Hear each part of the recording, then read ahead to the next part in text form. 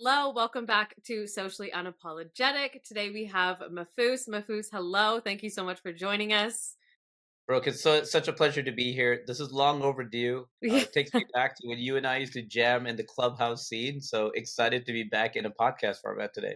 Yeah, I know that seems like forever ago during COVID. But Mahfuz is the director of strategy at Candy Box Marketing.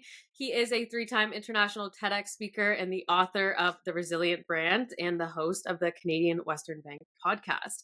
So I am super excited to have you here today and kind of a world collide, like you were saying, from Clubhouse all the way to my podcast now. But I like to start all of my podcasts with a two truths and one lie. So if you want to give us two truths and a lie. I know I put everybody on the spot when I ask, but we will come back to it at the end of the podcast and get people to kind of get to know you a bit while you chat. Oh my God. I listened to your podcast. I don't know why I wasn't ready for this. I suck. I really suck. Okay, so I'm a Guinness Book of World Records holder Okay. uh, for an achievement that I was able to pull off over the course of the last 2 years. And I was one of the first people at the very front of the Toronto Raptors parade when we won the championship cup, which is kind of a big deal. And I've also have a sub brand with my wife where we released wellness products, including a journal, coffee, a mushroom coffee, and scented candles. So those are my Okay. two truths and a lie. Okay. I love it. I love it. All right. So let's get into it. Can you tell us a bit about yourself, Mahfuz? I know I just introduced you a bit, but tell us a bit about yourself and what you kind of do, all the aspects of your life. Yeah, you said a lot of different chapters and pillars in my life, and I think it's worth noting that if I kind of had to summarize my passion and what I love doing more than anything else, I simply love creating and I love telling good stories. And when Mhm. you find that there's a world that exists that allows you to create things and share it through good storytelling, sky becomes the limit, and it gets you up excited every morning. It makes you more attention to what's happening in the world. So I happen to be able to do that every day as a director of strategy, which, in the agency life, you get the excitement of working with so many different businesses, many different industries. Every single one of them have their own unique story. So it really puts you to the test. If you really think you're a good storyteller, try working at a branding department at an agency, and you find out really quickly if that's true or not, because you have to be able to do it over and over again. So that's a part that I love during the daytime. And my wife and I, we genuinely enjoy sharing stories through our traveling and the things that we do. So everything that I do, Brooke, like I look for, is it going to allow me to stretch that part of my creative brain in Mhm. in what I do? And if not, what changes do I need to make in my life in order to be able to do that? So it's what keeps me going. And the moment I realized that I really love doing it is when I realized that I would even mentor others in helping them tell their story well and build their personal brand. So it's truly something that keeps me going every day. No, I love that. And I think you do such a good job of portraying your personal brand and that personal story. We've known each other for what, like 6 years, 5 years, Yeah, 5 years that's right. online now. And just watching you grow and like the way that you've evolved and how you tell your story. For those of you who have not checked out his Instagram, you definitely need to. You show all the traveling that you do with your wife, and it's so inspiring to see. So I love that. What Yeah, did it's excellent too because you kind of realize that a lot of the people that you keep up with social media, like you and I, we don't touch base often enough like you would maybe with like your best friend. But for Mhm. some reason, you seem to always know what's going on in their lives. Like I Yeah. I always know what's going on in many of my friends' lives, even the best friends we get together. It's almost like we met each other every day and exchanged stories. So I do Mhm. love that part of it. It's like you're able to build connections and relationships with people in a way that you just couldn't once upon a time if you didn't have access to this feed of their life that they're willing to share with you. So it's fun. And I got to tell you, Brooke, it's been really fun to see people go from cold marketing and business type only, where they don't want to share sides of their life, to now Mhm. people are like, this is my family. This is a story about me and my mom. This is me and my relationship with my spouse. So seeing people open up more than ever has been really, really fun to see because it takes courage at first. You Yeah. really got to be okay with putting yourself out there and seeing them get rewarded, and more so that they love doing it more and more. I think it's really fun. And I think that's people's biggest fear also, right? Is that like showing up and like being vulnerable and like portraying that side of, especially in business. Like I see it all the time in like marketing. We see it in marketing all the time. Like telling businesses, like people want to know your story. Why did you start it? Like who are you? Who's behind the Yeah, brand? You can sell a product, but like why should I buy it? So I love that side of it, and like kind of catching up with people and getting to know that side without actually like talking to them. It's it's like so cool. I know what you're Yeah, doing, but I don't talk to you directly. you were like that even 2 decades ago. You'd seem like the creepiest person. It's like I know we haven't talked in a while, but I know everything you've been up to, and now it's like the Yeah. norm. Isn't that ridiculous? It's like I know what your coffee order is. Yeah, that's right. What did your path look like to get to where you are today? How did it kind of evolve to be who you are? Yeah, to put it short, I would say the path has been incredibly messy, and it made me realize how delusional we are to think that there's a linear path that we go through to get to success and it goes like this, you know? Yeah. It's so messy and honestly I wouldn't have it any other way. It makes it so fun that there's a level of unpredictability in your day. I was sitting down with a friend the other day and you know the word serendipity came up a lot. And we talked a lot about how we would have never been able to guess how we got to where we are if it didn't have some serendipity along the way. And we went into this fun exercise. It's something fun for you to think about and for the listeners as well is, you know, I first said, can you think about some of the biggest achievements that you've been proud of? Whatever it is. It could be career, it could be in your life, it could be an athletic achievement, whatever it is. And you know, we both took some time to riff off some of the ones that we're proud of. And then Mhm. we said, what are those things that had to happen through serendipity that you could have never expected?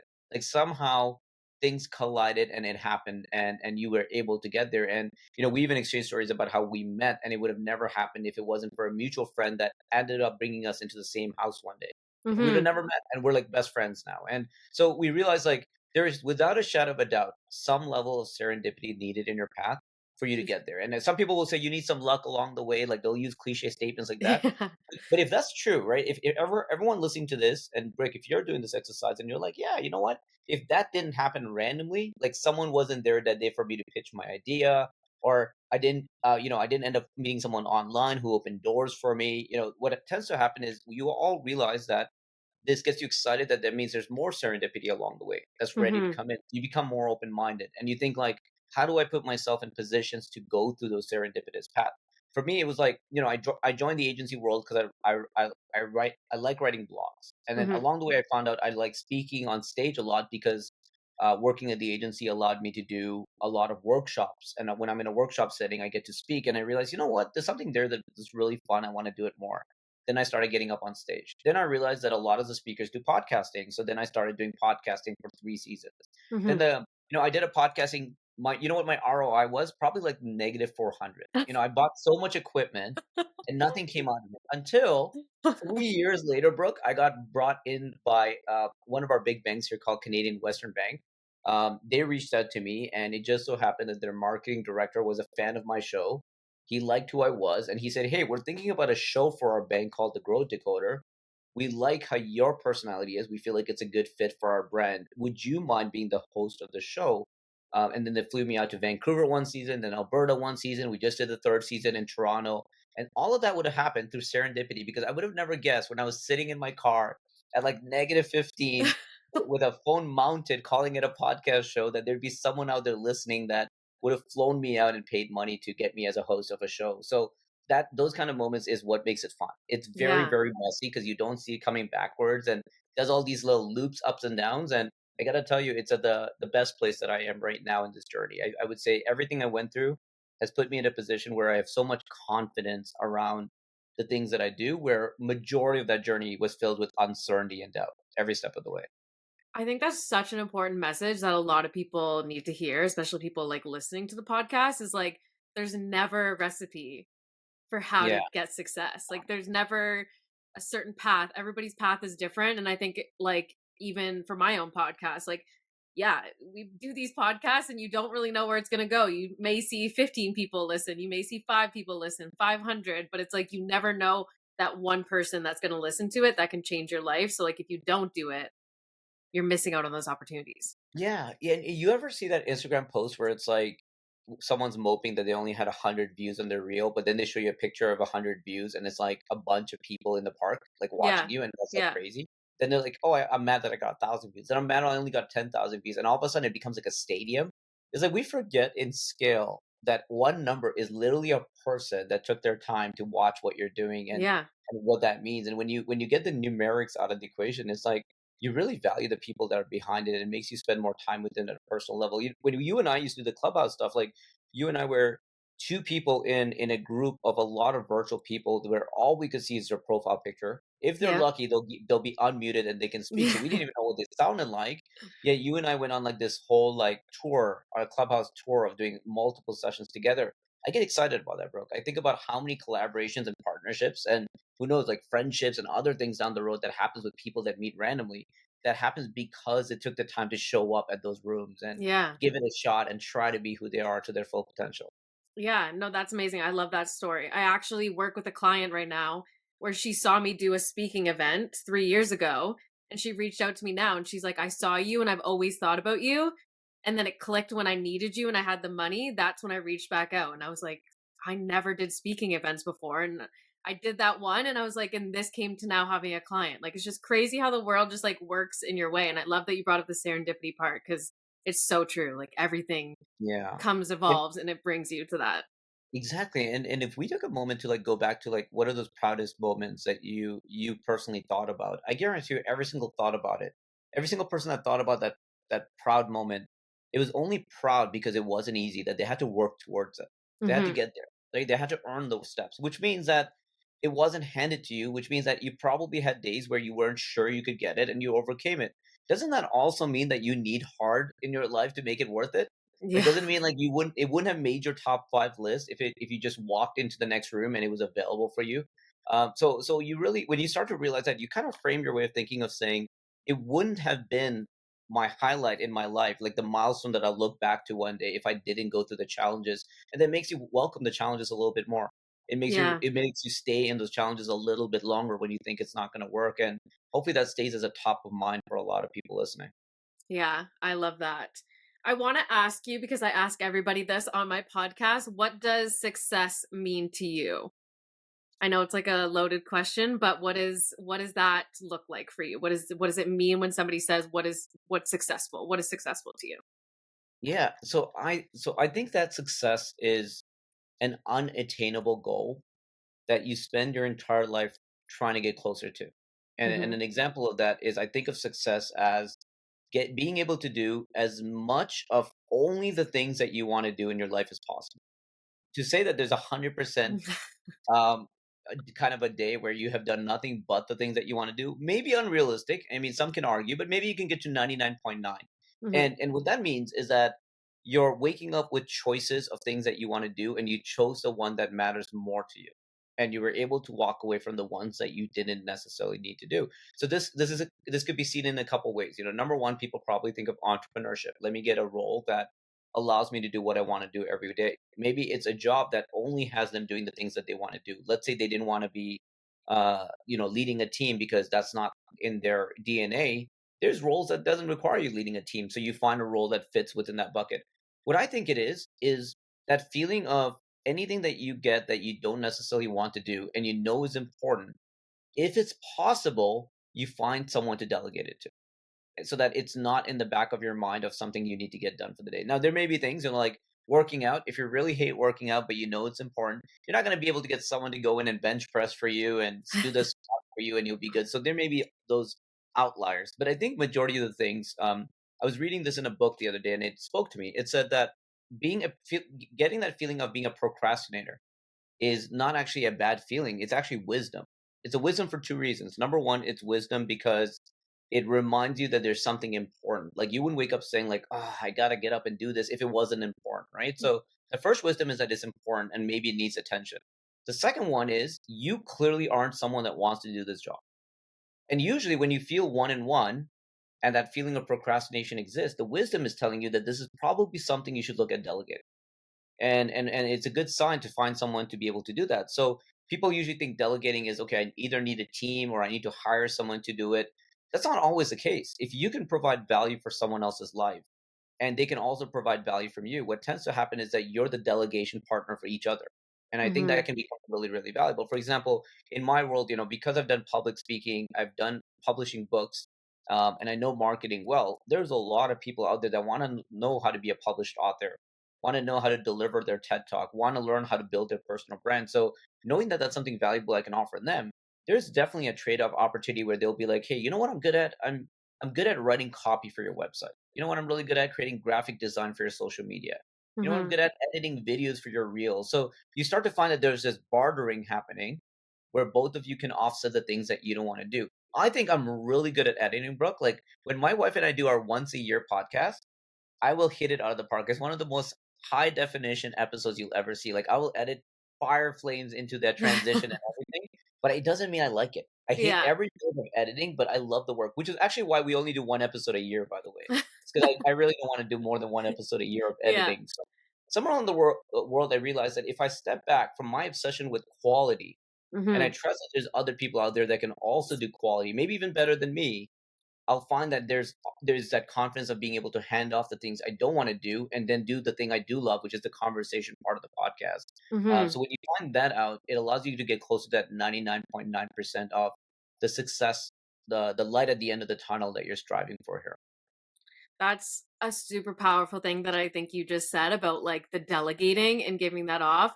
I know that like from my personal experience, like I have a really hard time thinking other people can do things in my business to my extent. And I know a lot of people can relate with that when you own a business and you run a business, you feel you know how to do everything the best. And when you try to delegate and give people that opportunity, I'm like, but if I just did it, it would save me Yeah, time, save me money, and I would just do it the way I want to. But as I've grown, I've learned that like I have to step away from that. And I'm never going to be able to grow if I don't allow people the opportunity. Like there's so many talented people in this world. Like I need to let go of this feeling that only I know how to do it in my world. yeah, yeah. No, you absolutely nailed it. There's a common statement that you hear saying, "Faster alone, but further together." Right? You can Hmm. run faster alone, but you can go further together. So when you start moving that mindset away of like, okay, I need things done my way and quality. The question is like, do you want ownership over every bit of the quality, or do you want to scale? You won't Hmm. be able to scale if you're not willing to give up parts of the business that you're attached to. Now, you may be able to create quality assurance and monitoring and leadership and training to keep it up there, but you still got to be willing to walk away from it. You know what a good example is? So, my Canadian lovers, I'm a huge fan of Osmos Shawarma. You know Osmos? Yes. Yeah. Um, if anyone has lived through the life of Osmos as I did, you'll know that it went from the one and only, like there was no competition out there, to Yeah. being like the best tasting shawarma in the world, to now every single person, like you almost don't know Osmos if you don't come out of it saying it's not as good as I remember. Like it's not, the quality has gone downhill. The truth is, I don't blame him. Like he's got a sponsorship with Toronto Raptors now, and he's Hmm. scaled so big that he has to be able to give up some of the franchise leverage, let some people take control. He does the best he can with training and walkthroughs, but maybe no one knows his recipe like he does. Maybe Yeah. no one will be able to make it like he does. But his question was, do I hold on to the recipe or do I scale beyond my dreams? And I think that's a conversation worth having when you think about giving up some of that control. Yeah. Yeah. That's so true. Who's your biggest inspiration when it comes to the business world? I know I like to ask this to a lot of people because I think everybody finds their inspiration and who they listen to, whether it's podcast, reading, a speaker. Who do you think is that like biggest inspiration for you? Yeah, I can probably credit this to some key people in my life. The first one, I would very much credit it to the CEO of Candy Box, Daryl Keyser. I've worked with him for going on my 15 years. And Wow. if you kind of look at these 15 years in my life, you're literally going to see the transition of a very shy, awkward, failing college student Mhm. that took a chance and sent a LinkedIn message to a business owner called Daryl at Candy Box, and it just so happened that he took a chance on me and mentored me over the last 15 years. About 2 months ago, I got an incredible honor. It's up here on my shelf. I was named in the Sheridan College Business Hall of Fame, which is something that I got to tell you is more valuable to me than most of the things that I've ever won in my life, because I know that I went from this student that was in doubt to getting that award. Like it really means a lot. And then we had a lunch. We got everyone together and sat down, and I brought my wife with me. I brought Daryl with me, and we were having lunch with the dean of the college, and we kind of went around and shared a little piece about the experience. And I said to them that I kind of looked over at Daryl and I said, I realized that over the last 15 years, there's no human being that I spent more time with than you. Like, truly, right? Because I work Mhm. with them every day. We spend long hours together, and we even do, like, Christmas get-togethers and everything together. So, when you think about someone that shaped me beyond even business, watching him as an entrepreneur build what was a two-person business into now a 45-person business. Because I was his only employee, I would sit in every board meeting, every sales meeting, every challenging client situation back then.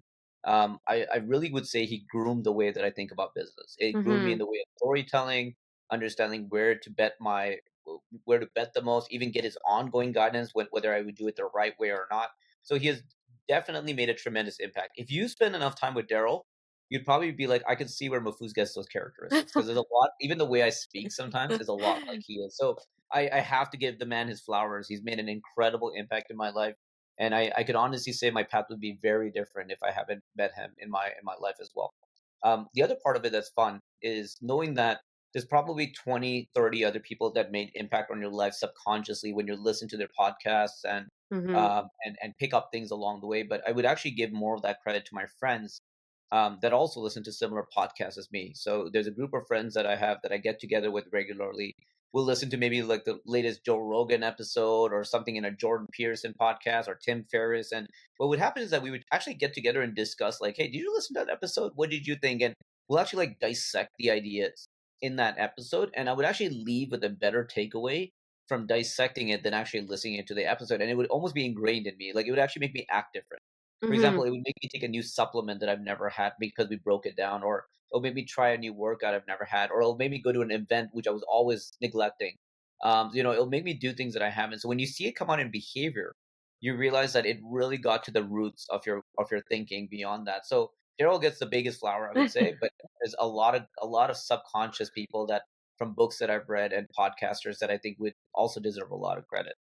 I like that you said that about like the group and getting together to talk about podcasts because I feel like I do the same thing. I'll listen to like a podcast and it sits in my head and I think about it and then I'll like message my dad or message one of my friends. I'll be like, "Hey, listen to this podcast and then let me know what you think about it." Yeah, And then I'll come back and I'll be like, "Oh, okay, like I now going to switch to this supplement or I'm going to change this in my life because like I got the clarification from other people also listening that it resonated with them." So I like that you brought that up because I think it's powerful. Like you hear something once but then when somebody else hears it and they have the same feelings as you, yeah. it's like, "Oh, okay, now You I feel really better." remember it. Yeah, Yeah. yeah, like, I would get together with one of my guy friends, and we would have a great conversation, and then I would come back, and I'd sit down with Priya, my wife, and I'd be like, "Hey, we talked about this. What do you think about it?" And Yeah. it's interesting, like, you get so many opinions, and this is one of the things, like, I really, really feel for my parents. Like, I've thought about this a lot in my parents' challenges with doing research.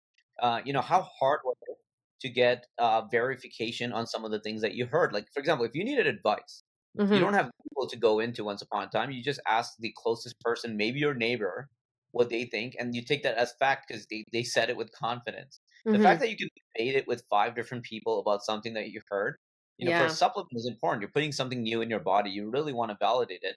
Now you have Yeah. someone that's credible talking about it, someone that took it and had no side effects talking about it, and all of a sudden you've done your research to make sound decisions. I think it's very important to have that conversation as well. Yeah, or even ChatGPT, like Yeah. I always catch myself if I have a question, I'm like, "What does ChatGPT think?" And then Google. Yeah. So, This is gonna be the year that ChatGPT someone finally surpasses Google as a number one search engine, and it's coming. I don't yeah. know the last time I went to Google for my answers. I'll sometimes go to validate it because there's been a lot of concerns around inaccuracies on ChatGPT, but it's definitely my jumping off point every time. Yeah. Well, even with like the new iPhones having ChatGPT integrated into it just shows you where our world is going. Yeah, yeah. I didn't even know that. That's pretty Yeah. cool. Yeah. Okay, Mahfouz, I'm going to circle back to the two truths and one lie if you can remember them, and then I will guess, and then we will close it off. Okay, okay, let's do it. Do you need me to remind you or you remember it? If you remember them. Okay, I think one of them was the Guinness Book of World Records, and then the second one was no, I forget them. You gotta. I feel like the way I tell you this is gonna screw up the answer. Let me think. It's Guinness Book of World Records. Yeah. Um, there was the Toronto Raptors Oh, the parade. Raptors. Yeah. a mushroom coffee and Right. scented candle with my wife. I'm gonna say that one's true. The journals in the business, is that true? I should have known. I mean, you follow the Instagram. It's okay, but people listening now they can kind of get to know you a Yeah. bit. So that Okay. one's true. I'm going Yes. to say the Guinness World Record one is fake.